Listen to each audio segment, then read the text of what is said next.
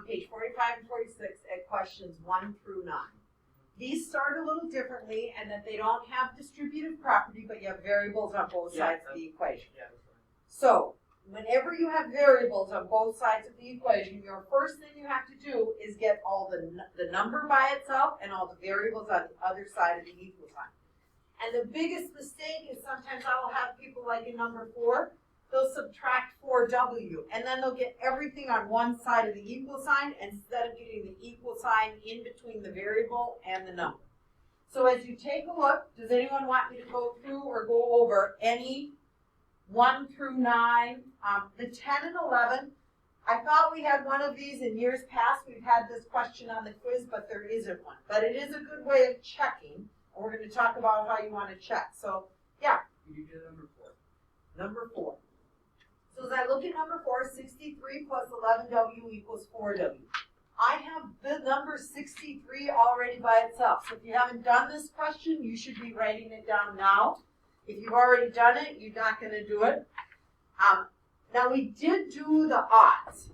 So do you want to still look at number 4 or do you want to look at an odd question? Could we look at number 4? Yep. So in number 4, I am going to subtract 11W on both sides. The reason I'm subtracting the 11W is that I already have the number 63. So I have 63 equals. The 11W and negative 11W, that's 0.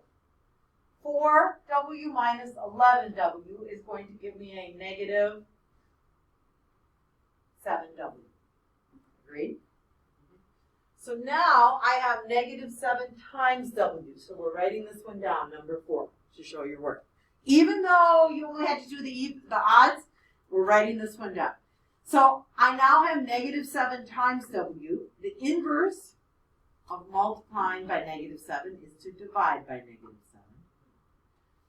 And I'm on the quiz and I get W equals, and I take 63 divided by negative 7 and end up with negative 9. And you're like, don't think I did it right. I'm on the quiz, right? You're going to do the check. What do I mean by the check? The check is replacing the W with negative 9. So I would take 63 on my calculator, so take your calculator out, plus 11 times negative 9. So I get negative 99 plus 63. Negative 99 plus 63. And the question is that the same as 4 times negative 9? Well, 4 times negative 9 I know is negative 36. 63 plus negative 99, is that also 36? Negative 36 if I put in my calculator. Yeah. So because they come out equal on the quiz on Thursday, anytime you do a solution, you don't even have to write it down. You can just type it in your calculator and do that check. But that is an awesome way to make sure that when you're done with the quiz on Thursday's class, that you have 100%, right? That you know if you got it right or wrong. Yeah. So we can use a calculator on the quiz. Definitely using your calculator on everything on the quiz. Yeah.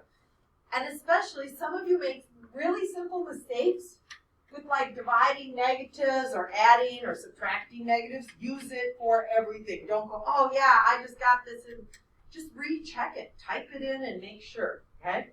Any other? So in number 24, the first thing you have to do in number 24 is use the distributive property, okay? So as I'm looking at that problem and I'm using the distributive property, I'm going to put 8j minus 24. 8 times 3 gives me 24. Equals, on the other side I notice I have 4j plus 9. So Maurice, if I'm adding 4j plus 9j, how many j's do I have? 4 plus 9 gives us, no problem.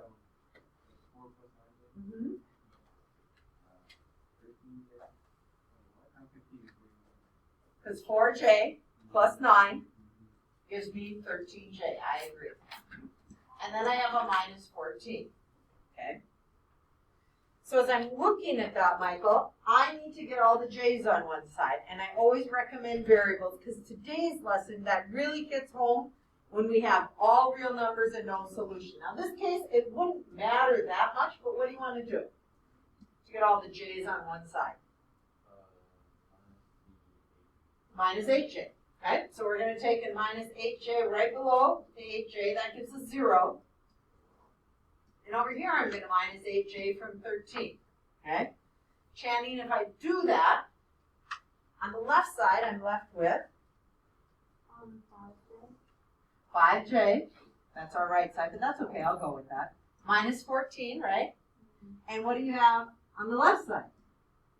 We have 24. Oh. Or maybe 24. Yeah. Now, I just want to show you that if you would make that mistake like Channing just said, okay, which is not huge, and you're thinking, oh, no big deal. I'm so positive, never negative, I'm going to keep it 24. And you finish solving the problem. This is where that check comes in huge, right? Because it is so easy to forget this negative in front. So the other thing I might sometimes recommend is that when you write a problem and it's subtraction, you may want to rewrite this as plus a negative. Because then you're more likely to keep the negative with it. We are going to put it in, because she did correct herself, I think, as she saw me writing, which is good. But you're on the quiz on Thursday and you don't have that, right? So we get negative 24 equals 5j minus 14. Okay, so what am I doing next to get 5j by itself? Remember I add 14. Add 14.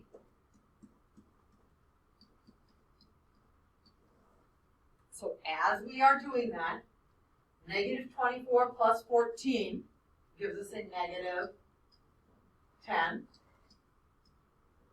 equals 5j. Now, if it would have been a positive 24, we would have got 38. We might have been thinking, oh, you will have a fraction or decimal on the quiz. That will not be wrong if you get a fraction or decimal on the quiz. But in this case, it works out as a really nice integer. Dividing both sides by 5, j equals negative 2. So, if you don't have your calculator out, take it out, or take out your computer calculator, whichever one you need. We just got this answer. So, Isaiah, you're going to put in, so this side, half of the room, U3, we'll go U4, okay? You're going to do the check on this side.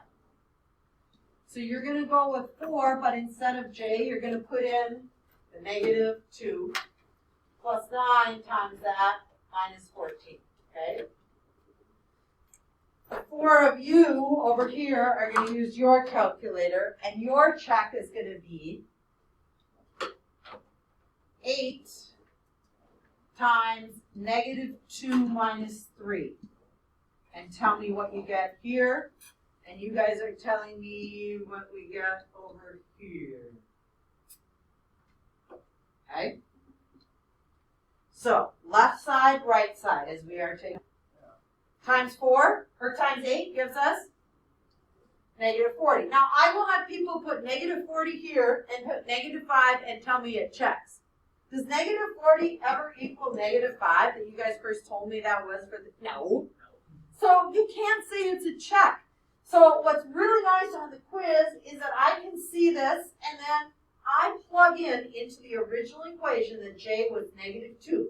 So instead of using the j, I'm plugging in negative 2. And on this side, I get negative 40. On this side, I plug in 4 times negative 2 plus 9 times negative 2 minus 14. Now, I think maybe you might have put a plus 14 for some of you back here. That's how you got it, maybe to get the positive 5.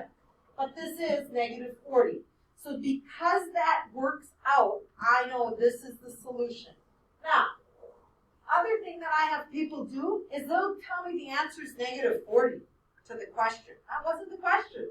I wanted to know what was the variable. This was your check to see that it worked, okay? Questions? All right, so in your notes, this is right after C8, so, and C9, classifying, page 22.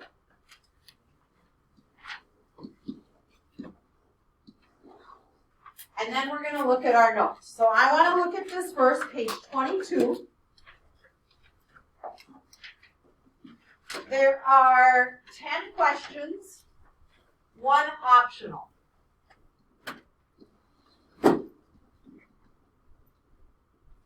Okay? 10 questions, 1 optional. Our quiz is this Wednesday and Thursday. So on page 22, you are going to write our quiz is either Wednesday, which is 11. What's our date on Wednesday? We're talking 11/4. And your cohorts who are here Thursday, that's 11/5.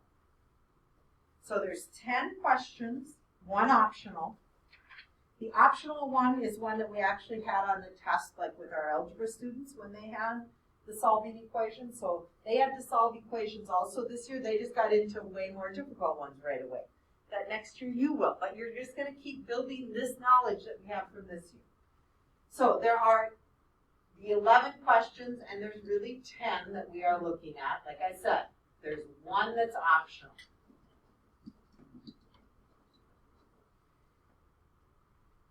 There are, of these 11 questions, this comes out to be 36 points on those 10 questions. Now, I can solve with radical coefficients. There are 2 questions that are not solving. So we're going to write this down right here. Date of the test, right over here. Page 22, date of the test. I can solve multi-step equations with rational coefficients and then showing your work, okay? This is really important for me. I don't want to see just the answer. Now, there are 2 questions that are not solving, that are simplified. What do I mean simplified? Like I might give you, show me the distributive property or adding like terms. This is exactly what you did in lesson C1. So you might want to look at lesson C1 in your workbook where you had to do the distributive property and you had to add like terms, okay? And then the other 8 questions are going to be solving. Solve the equation.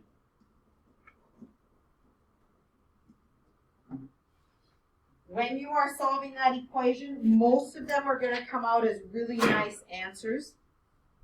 But you might also have what's new today's lesson, no solution or all real number solutions. You'll have one of those probably.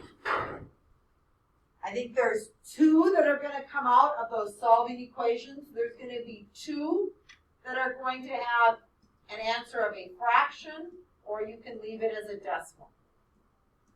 All the rest of them are going to be kind of nice numbers. There will also, like I said, be 1 question that is either going to be from today's lesson, no solution, or all real numbers.